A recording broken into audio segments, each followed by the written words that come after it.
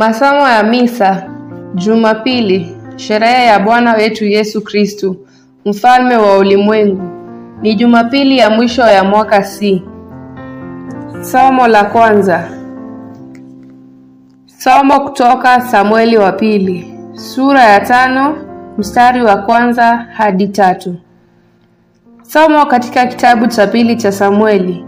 Siku zile, makabila yote ya Israeli yalimwendea Daudi huko Hebroni na kusema, "Tazama, sisi hapa ni mfupa wako na nyama yako. Hapo zamani Sauli alipokuwa mfalme wetu, wewe uliwaongoza Israeli kuingia na kutoka vitani. Na Bwana akakuambia, wewe utawalisha watu wangu wa Israeli, nawe utakuwa mkuu juu ya Israeli." Basi wazee wote wa Israeli wakamwendea mfalme huko Hebroni. Naye mfalme Daudi akafanya nao mapatano huko Hebroni mbele ya Bwana. Wakampaka mafuta awe mfalme wa Israeli. Neno la Bwana. Tumshukuru Mungu.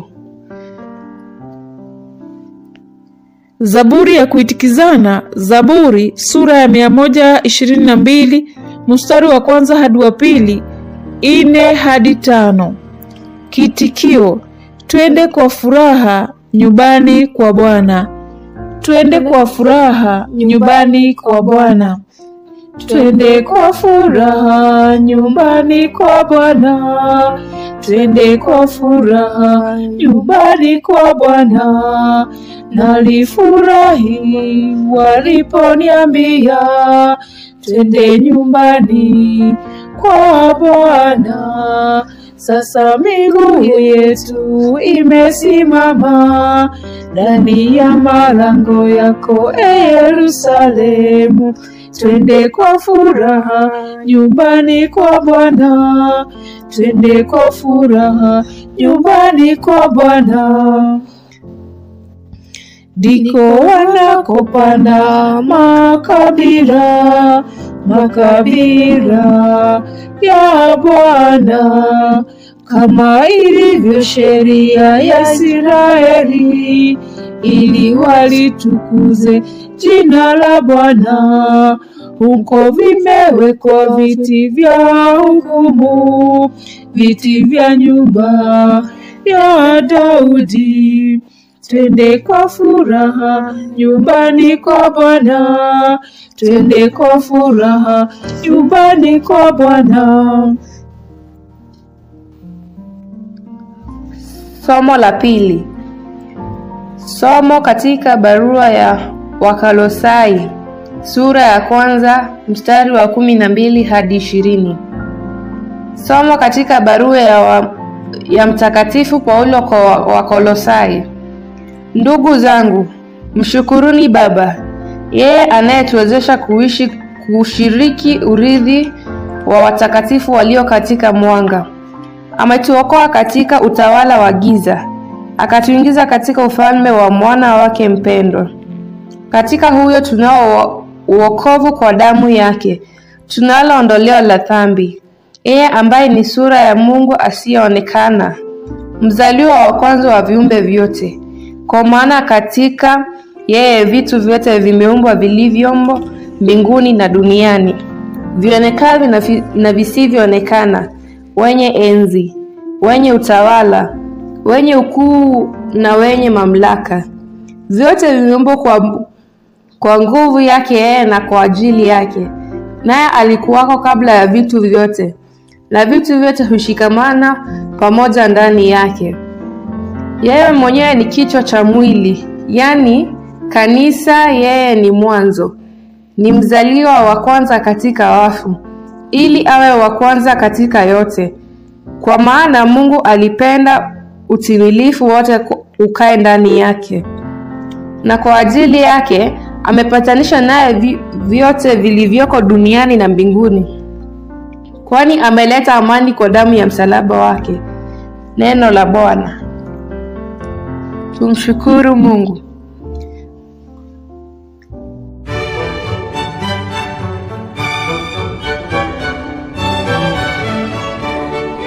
Hallelujah, hallelujah, hallelujah.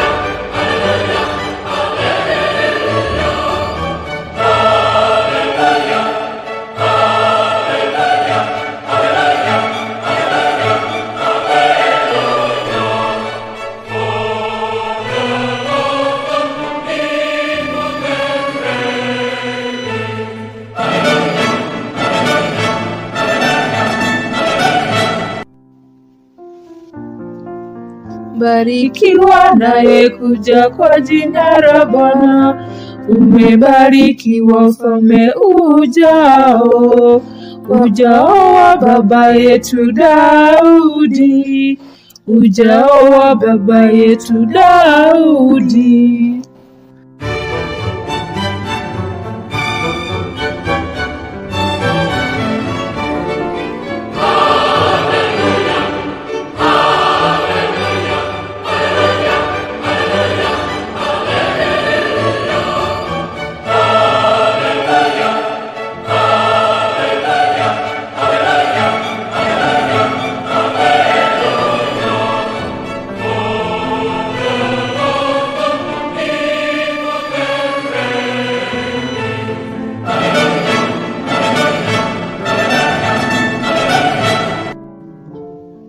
Somo la Injili takatifu ilivyoandikwa na Luka. Luka sura ya 23 mstari wa 35 hadi 43.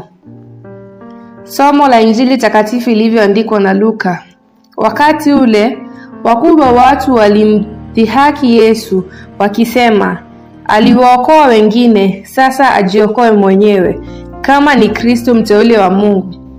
Askari pia walimdhihaki, walimjongea na kumletea siki wakisema, kama wewe ni mfalme wa Wayahudi, jisalimishe mwenyewe. Juu yake palikuwa na hati, huyu ndiye mfalme wa Wayahudi. Mmoja wa wahalifu waliotundikwa alimtukana akisema, je, wewe si Kristo?